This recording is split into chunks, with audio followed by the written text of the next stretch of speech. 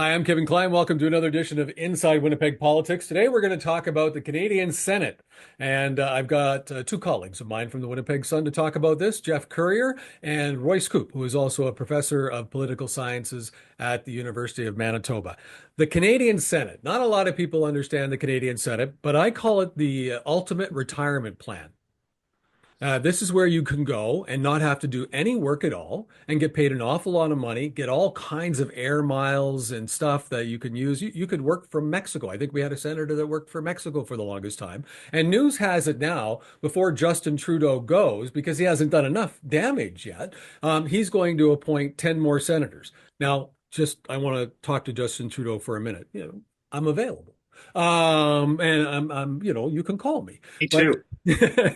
like, isn't this the ultimate slap in the face to Canadians? Well, first of all, every outgoing prime minister stacks the Senate up. Every prime minister does that. This is not unique to Justin Trudeau.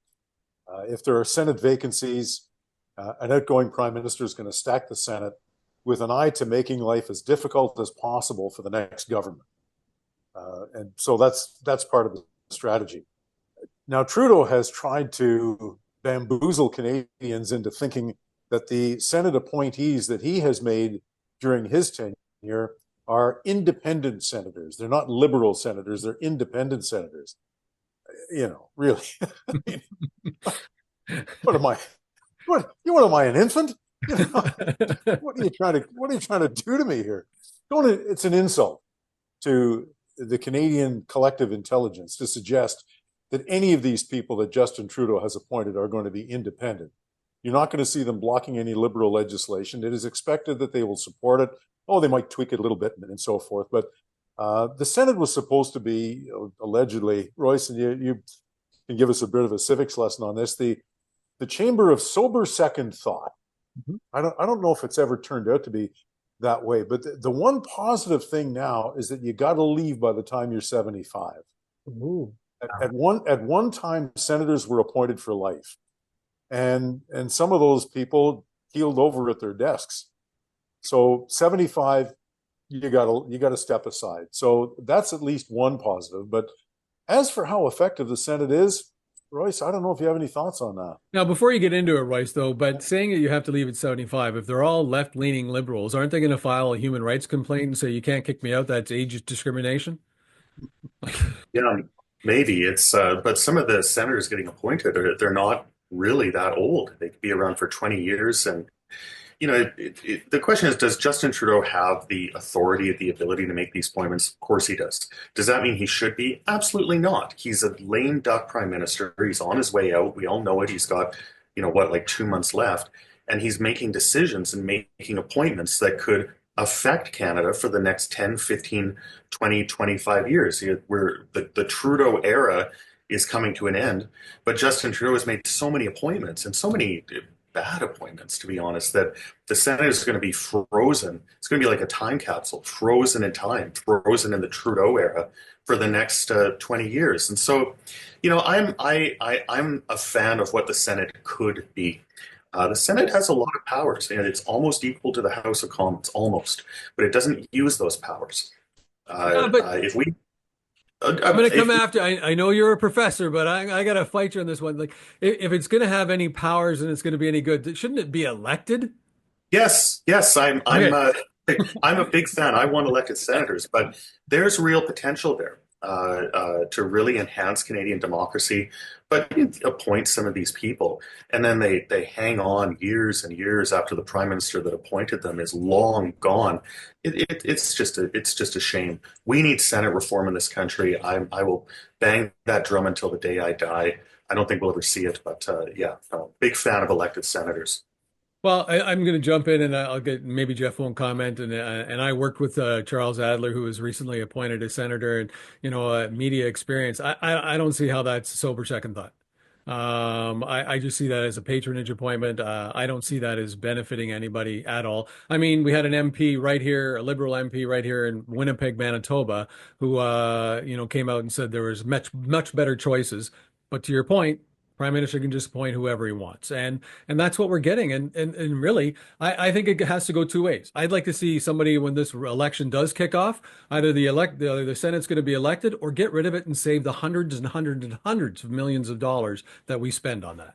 Yeah, Royce, I don't object to Royce's point about the Senate having the potential to be an effective body of sober second thought to check legislation. But here's one of the, again, basic civics. Prime Minister says we want to craft a bill that's going to do this.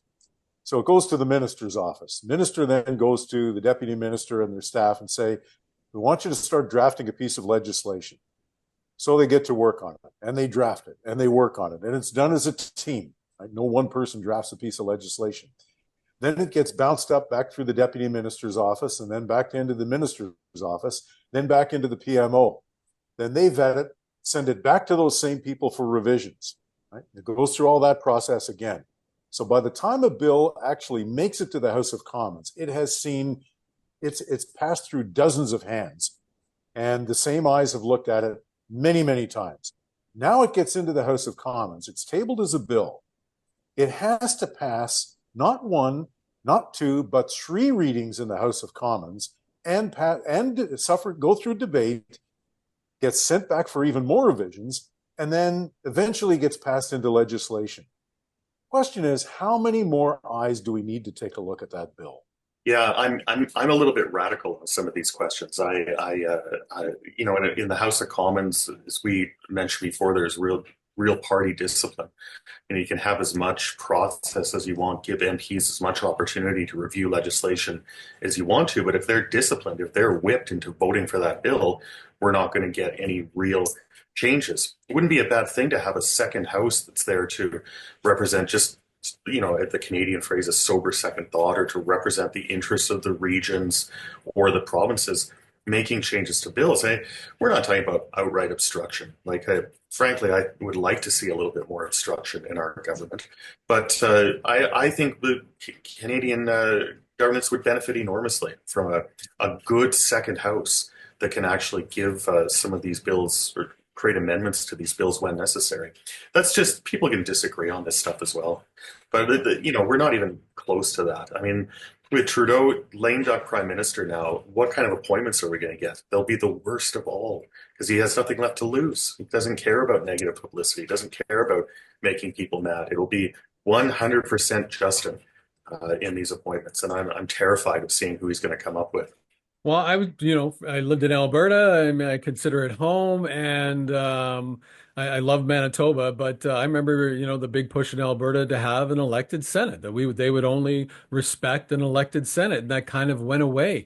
I mean, eventually, when are the Canadian people going to, start demanding this kind of change? Because I don't know how much it costs, and I agree with you both, but I only agree with you guys if it's actually elected, because if they're not elected officials, they don't care. They can do whatever they want until apparently they're 75 years old. They can vote however they want. They can be engaged or not engaged. So it's not effective. It's just a waste of money. So how do we get Canada to change? This comes back, and this is a whole other conversation, guys, but I've mentioned the word civics a couple of times. Canadians are ignorant about basic civics because we don't teach it well enough in schools. Yeah. And people graduate from high school with almost not even a rudimentary knowledge of how their own system of government works. Members of Parliament will tell you, MLAs will tell you, even city councillors will tell you, they get calls and emails from constituents asking them about questions that have nothing to do with their jurisdiction. Mm-hmm. Yeah. Some MP will get a phone call about a pothole on a street, that kind of thing. And so what that tells me is that Canadians don't understand the system of government under which they live. Now, we could have an hours-long conversation about that, about the merits of learning basic civics. But I think that's part of it. I think that's the root of the problem, is that Canadians don't understand what the Senate is. They don't understand how it works. They don't even understand how the House of Commons works for the most part. But isn't that true at every level, Geoff? I mean, even if you look at politicians at city council, they don't know what their job is. They don't know what they're supposed. I mean, they're trying to make decisions and give funding to things that are under provincial purview. The provincial Well, government is trying to take care of things that are under the federal okay, purview. but I mean, that's mission creep. That's a whole other problem at every level of government is mission creep. I'm just talking about the Canadians' basic understanding of their own government, and I think if they had a better understanding of it, they would be more engaged in the political process and would be demanding some of the changes that we've been talking about. so, Professor, why isn't that happening?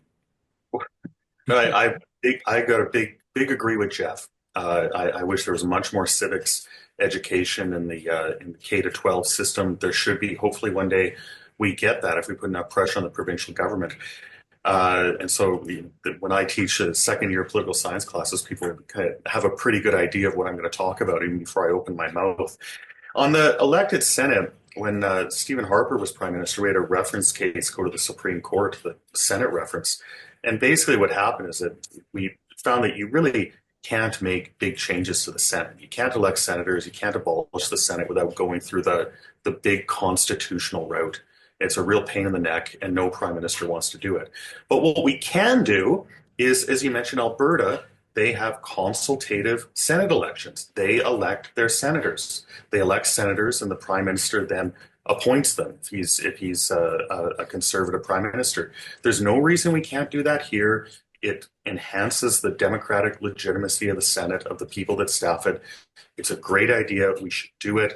I'm disappointed that Brian Pallister and Heather Stephenson didn't do it, and I think we should. It's an easy thing to do that makes a big difference. So could you also change though how long they were there? Could you give them term limits? Could you say like 8 years? Does it have to be until you're 75, or does that take a constitutional change? Because if so, then I give up. I think it's the same thing, term limits. My memory is a bit fuzzy. I have to go check. But yeah, I don't think you can have term limits for senators. That was something that Harper wanted, and we got this very frustrating ruling from the Supreme Court. But there are things we can do at the provincial level. I think we should do them.